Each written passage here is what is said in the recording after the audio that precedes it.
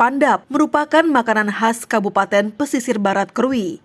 Dengan cita rasa nikmat dan gurih, sudah dari ratusan tahun, masyarakat pesisir barat mengolah daun keladi atau daun talas menjadi kudapan yang lezat untuk teman makan bersama keluarga. Untuk membuat pandap, disarankan menggunakan daun keladi jenis tetas, karena daun keladi jenis inilah justru yang membuat makanan memiliki cita rasa yang unik dan juga khas. Setelah dirasa cukup, daun talas lalu dibersihkan untuk menghilangkan kotoran yang menempel. Proses selanjutnya adalah menghaluskan bumbu.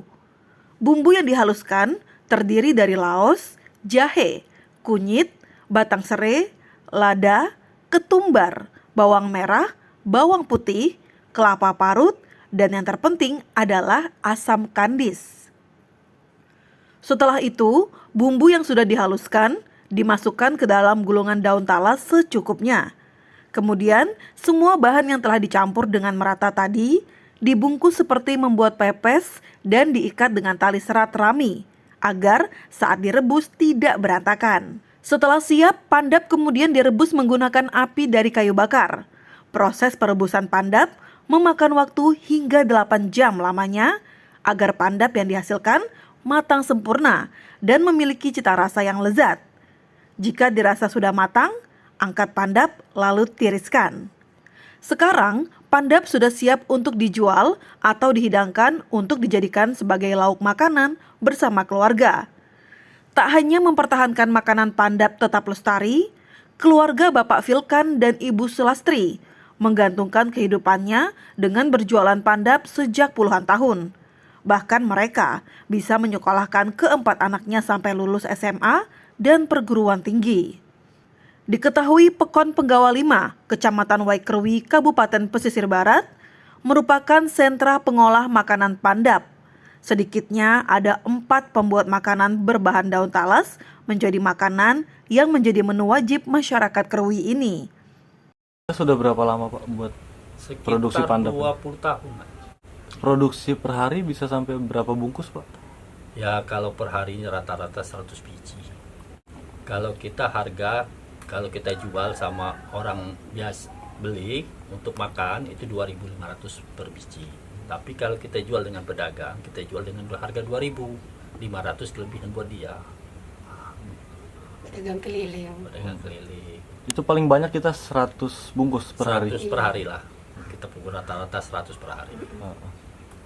Artinya penghasilan Bapak sehari sekitar 250.000 itu Pak ya? Iya 200 lah Kotornya. Itu belum bumbu ya segala macam belanja lagi. Bumbunya dihitung. Tenaga. Produksinya mungkin ada nggak kemungkinan untuk ditambah lagi Pak harinya? Itu tidak bisa ditambah lagi. Soalnya yang memakan makanan ini khusus orang Krui. Kalau bukan dia orang Krui, mungkin dia agak ngeri. Ini makanan apa? Nggak ngerti.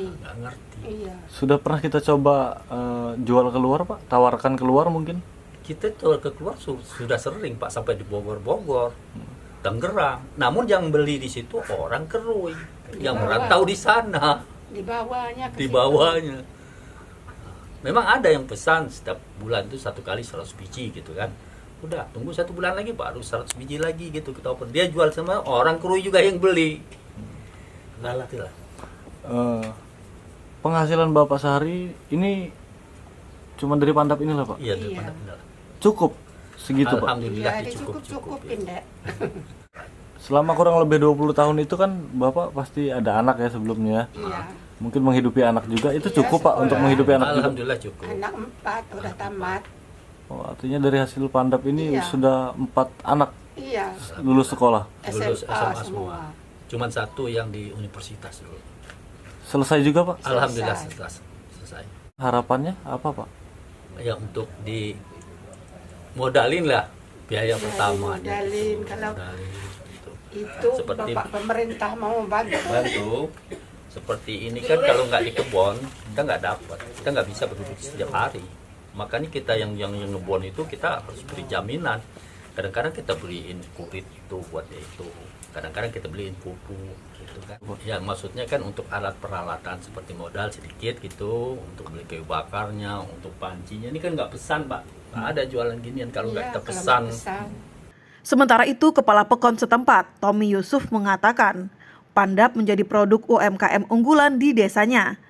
Namun karena keterbatasan modal serta kurangnya minat pembeli, membuat pengrajin Pandap hanya mampu mengolah Pandap dengan skala kecil.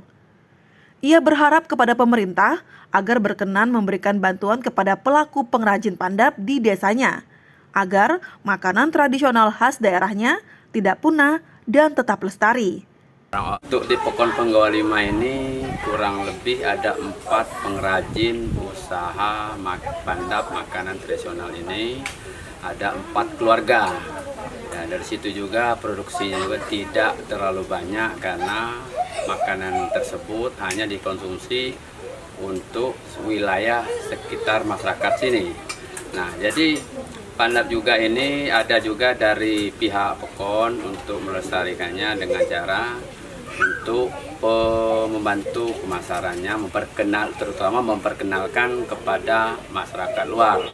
Promosi yang kita lakukan khususnya dari pemerintah Pekon, bila ada tamu yang masuk ke Pekon dari luar, kita memperkenalkan makanan, kita suguhkan makanan Pandap.